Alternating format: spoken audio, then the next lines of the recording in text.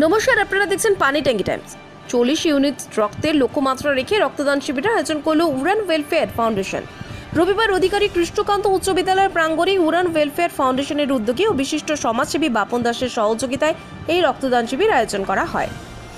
এদিন সকাল থেকে এই শিবিরে রক্তদাতারা রক্তদান করেন। পাশাপাশি অনুষ্ঠানে উপস্থিত ছিলেন খড়িবাড়ি থানার ওসি মনতোষ সরকার।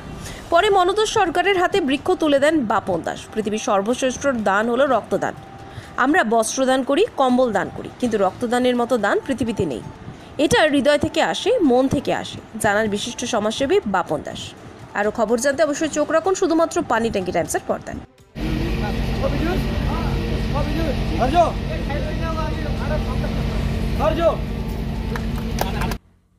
রক্ত দিয়ে প্রতিবারই ভালো লাগে, এটা নিয়ে আমার 6 নম্বর। কিন্তু এবার একটা অন্যরকম জিনিস হচ্ছে, যেটা হচ্ছে আমি প্রথমবার আমার মাকে নিয়ে রক্ত দিতে পেরেছি, তার জন্য আমার বেশি ভালো লাগছে। নাম আমার রিক ঘোষ, আমি উড়ান ওয়েলফেয়ার ফাউন্ডেশন সেক্রেটারি। দাদা, আপনি বিভিন্ন এলাকায় রক্তদান শিবির করে থাকেন, তার পাশাপাশি টাকাগুলো আজকে অধিকারী স্কুলও করছেন বিভিন্ন এনজিওর মাধ্যমে।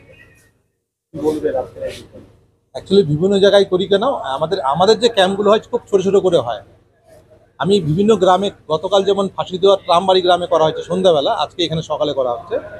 উদ্দেশ্য একটাই, যে সমস্ত ক্লাব সোসাইটি যেন রক্তদান শিবিরে এগিয়ে আসে। কারণ দেখুন, আমরা কাউকে টাকা দিয়ে হেল্প করতে পারবো, কাউকে কারো বিয়েতে সোনা গানা খাট আলনা দিয়ে হেল্প করতে পারবো, কিন্তু রক্ত এমন একটা জিনিস যে মেডিসিন দোকানে কিনতে পাওয়া যায় না। আজকে দেখুন, জলপাইগুড়ি যদি অনিমা বর্মন উত্তরবঙ্গ মেডিকেল কলেজে যায়, হঠাৎ ডাক্তারবাবু বলে 2 বোতল রক্ত, তখন কোথায় পাবে? তখন এই রক্তগুলোই কিন্তু অনিমা বর্মন পাবে, বা দার্জিলিংয়ের বিমল গুরুং পাবে। তো আমরা এইভাবে শিবিরগুলো করে পাঠাই, স্বেচ্ছায় রক্তদান শিবির এগুলোকে বলে।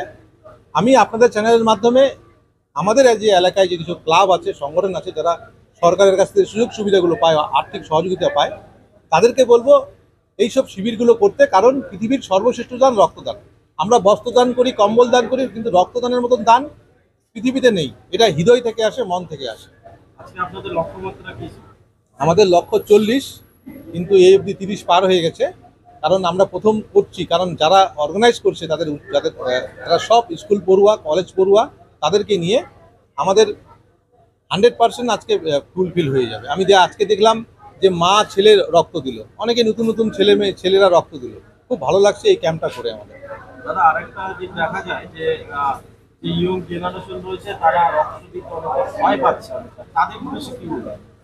তাদেরকে একটা বলবো যে আমরা যখন বাইকটা চালাই, তখন তো আমাদের একটা ব্লাড গ্রুপ, ড্রাইভিং লাইসেন্সে ব্লাড গ্রুপ তো দরকার পড়ে। তখন তো একটা সুচ ফুটো করতে হয় ব্লাড টেস্টের জন্য। ঠিক রক্ত দেওয়াটা ঠিক তেমনই খালি একটু সুচ ফুটা করতে হবে। মানে রক্ত দেওয়ার 3টি কথা আছে, যেটা আপনাদের চ্যানেলের মধ্যে বলছি। রক্ত দিতে 3 বার লাগে। প্রথমে ভয় লাগে, তারপরে একটু সুচ ফুটা লাগে, তারপরে খুব ভালো লাগে। এই 3 ভালো লাগায় কেন্দ্র করে রক্ত দিতে হবে। কথায় আছে 18তে বেড়ে উঠে 18তে নাগরিক, 18তে রক্ত দিয়ে 3টি দেহে প্রাণ দিই।